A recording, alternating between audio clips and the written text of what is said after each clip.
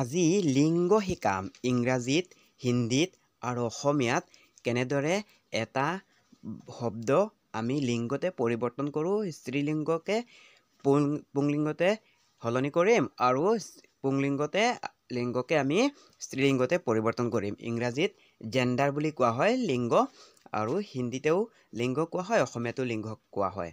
গতিকে চোৱা, মই কিছুমান দি দিছোঁ। ইয়াতে দিম মই পুংলিংগ, যাক ইংৰাজীত কোৱা হয় মেল জেণ্ডাৰ, হিন্দীত কোৱা হয় পুংলিংগ, আৰু ইয়াতে কোৱা হয় স্ত্ৰীলিংগ। গতিকে প্ৰথমে মই ইয়াত পুংলিংগ দিম, তাৰপিছত এইটো চাইডে দিম স্ত্ৰীলিংগ, আৰু তলত দিম ইংৰাজীত, আৰু ইয়াতে দিম তাৰ ইংৰাজীৰ পুংলিংগ, ইয়াতে দিম ইংৰাজীৰ স্ত্ৰীলিংগ, আৰু ইয়াতে দিম তাৰ তলত দিম হিন্দীতে দিম পুংলিংগ, আৰু ইয়াতে দিম স্ত্ৰীলিংগ। বুজি পাইছানে? গতিকে তোমালোকে মনোযোগেৰে চাবা, আজি খুব ইম্পৰ্টেণ্ট হ'বলগীয়া ভিডিঅ'টো, আৰু তোমালোকে মনোযোগেৰে চাই ইয়াৰ পৰা চাই নিজৰ বহীত লিখি ল'বা। এতিয়া চোৱা, ভিডিঅ'টো আৰম্ভ কৰিছোঁ। এতিয়া প্ৰথমে দিছোঁ কৰি আছোঁ। কিবা এটা শব্দ আমি যদি কৰি আছোঁ কওঁ, ইয়াক অসমীয়াত পুংলিংগত স্ত্ৰীলিংগ সমানে হ'ব কৰি আছোঁ, কিন্তু ইংৰাজীত হৈ যাব ডুয়িং, আৰু স্ত্ৰীলিংগটো হ'ব ডুয়িং, কিন্তু হিন্দীতেহে সলনি হৈ যায়। এতিয়া চাই লোৱা মনোযোগেৰে, তাৰপিছত তোমালোকে বুজি পাবা কথাটো। হিন্দীতে হ'ব কৰ ৰহা হুঁ, কিন্তু স্ত্ৰীলিংগত হৈ যাব কৰ ৰহি হুঁ। এতিয়া বুজি পাইছানে? অসমীয়া আৰু ইংৰাজীত একে থাকে, কিন্তু হিন্দীতে সলনি হৈ গ'ল। তাৰপিছত চোৱা, কৰিছিল, অসমীয়াত দিছোঁ পুংলিংগ কৰিছিল, কিন্তু স্ত্ৰীলিংগত হ'লগৈ কৰিছিল, ইয়াতো সমান হ'ল। ইংৰাজীতো ইয়াত হৈ গ'ল ডিড, আৰু স্ত্ৰীলিংগটো হ'ব ডিড, কিন্তু হিন্দীতে হ'লে এনেদৰে নহ'ব। হিন্দীতে হ'লে হ'ব কিয়া থা, কৰিছিল মানে কিয়া থা, আৰু স্ত্ৰীলিংগত হ'ব কি থি।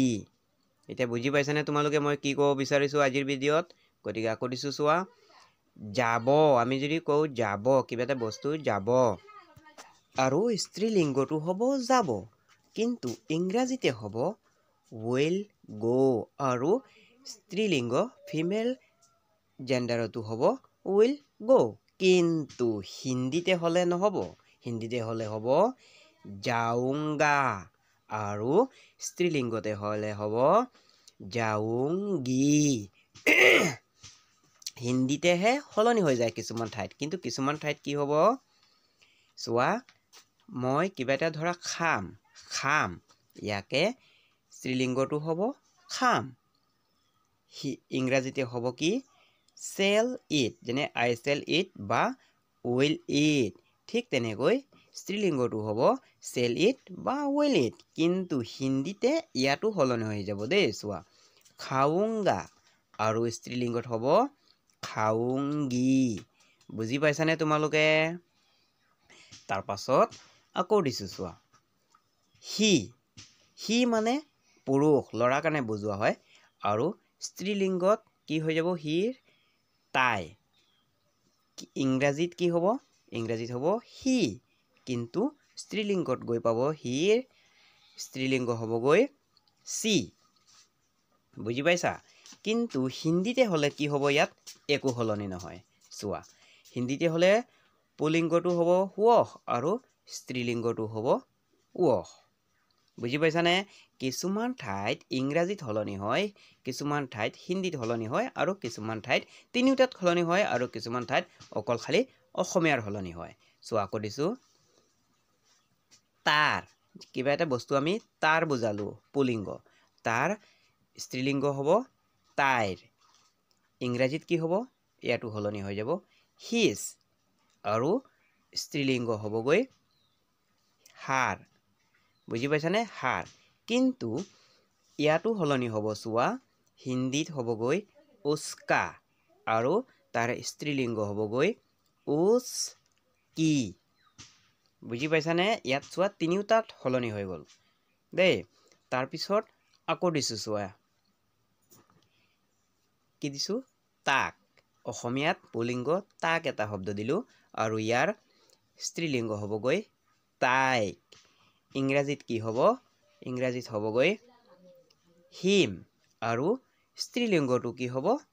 একেই হৈ যাব ইয়াত হিম বুজি পাইছানে কিন্তু হিন্দীতে হলে কি হলনি হ'ব হিন্দীতে হলে হ'বগৈ উস্কো আৰু তাৰ স্ত্ৰীলিংগতে হ'বগৈ উছে বুজি পাইছানে ইয়াত ক'ত হলনি হ'ল খালি অসমীয়াত হলনি হ'ল আৰু হিন্দীত অলপমান হলনি হৈছে তাৰপিছত আকৌ চোৱা দিছো এইটো তোমালোকে জানা তথাপিও মই আকৌ দি দিছো লৰা লৰাৰ স্ত্ৰীলিংগ হ'বগৈ ছোৱালী ইংলিছত হ'বগৈ কি বয় বয় আৰু স্ত্ৰীলিংগৰ হ'বগৈ কি হ'ব গাৰ্ল এইটো তোমালোকে জানা তথাপিও মই দি দিছো আকৌ বাই চান্স কোনোবাই নাজানিব পাৰা আৰু হিন্দীৰে হ'বগৈ কি লড়কা আৰু স্ত্ৰীলিংগ হ'বগৈ কি লড়কি বুজি পাইছানে কিছুমান ঠাইত হলনি হৈ যায় দেই তাৰপিছত আকৌ দিছো চোৱা অলপ বেলেগ দিম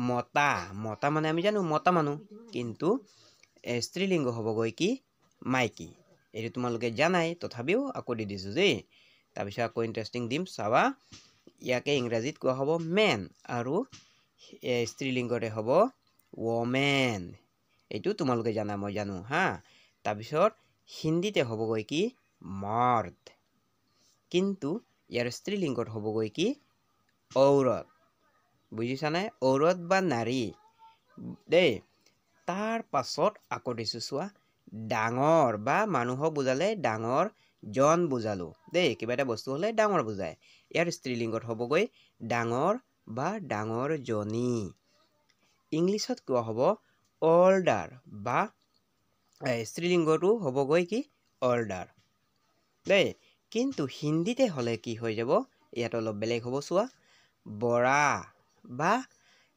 বঢ়াই হ'ব হা অকল খালি আৰু স্ত্ৰীলিংগত হ'বগৈ বৰি বুজিছানে আমি কোৱা নহয় বৰা বৰি সেইটোহে তাৰপিছত আকৌ দিছো চোৱা সৰু বা মানুহক বুজালে সৰু জন আৰু তাৰ স্ত্ৰীলিংগত হ'বগৈ সৰু জনী ইয়াৰ ইংৰাজীতে হ'বগৈ কি স্মল বা মানুহক বুজালে য়ংগাৰ আৰু স্ত্ৰীলিংগত হলে হ'বগৈ কি স্মল বা য়ংগাৰ চেম বুজালে একে দেই কিন্তু হিন্দীতে হলে বেলেগ হৈ যাব নহয় হিন্দীতে হলে হ'ব কি ছোটা আৰু স্ত্ৰীলিংগত হলে হ'বগৈ কি ছোটি বুজি পাইছানে এইবিলাক সৰু সৰু কথাবিলাক শিকিব লাগিব তাৰ পাছত আকৌ দিছো কি চোৱা মোৰ অসমীয়াত দিছো মোৰ পুলিংগ ইয়াৰ স্ত্ৰীলিংগ হ'লগৈ কি মোৰেই হ'ব অসমীয়াত সলনি হোৱা নাই চাওঁ আমি কি হয় ইংৰাজীত সলনি হয় নেকি চাওঁ ইংৰাজীত হলে হ'বগৈ কি মাই আৰু স্ত্ৰীলিংগতে হ'বগৈ কি মাই চেম থাকিল ইংৰাজীটো ইয়াত চেম থাকিল অসমীয়াটো চেম থাকিল কিন্তু হিন্দীত হলে কি হ'ব মেৰা আৰু স্ত্ৰীলিংগত হলে হ'লগৈ কি মেৰী হিন্দীত সলনি হৈ গ'ল বুজিছানে ইয়াৰ পাছত আকৌ দিছো চোৱা আহিছো আহিছো এটা শব্দ এইটো কোনে আহিছো কোনে নাজানে কিন্তু ইয়াত হিন্দীতে হলে স্ত্ৰীলিংগত হলে আহিছোৱে হ'ব কিন্তু ইংৰাজীত হ'বগৈ কি হেভ কাম আৰু স্ত্ৰীলিংগত হ'বগৈ হেভ কাম ইয়াতো আমি অসমীয়া আৰু ইংৰাজী একে পালো কিন্তু হিন্দীত হলে কিন্তু নহ'ব আকৌ হিন্দীত হলে আয়াহো আৰু স্ত্ৰীলিংগত হলে হ'বগৈ কি আইহো এতিয়া বুজি পালানে কিছুমান ঠাইত সলনি হৈ যায় কিছুমান ঠাইত সলনি নহয় তাৰ পাছত আকৌ দিছো চোৱা তোৰ বা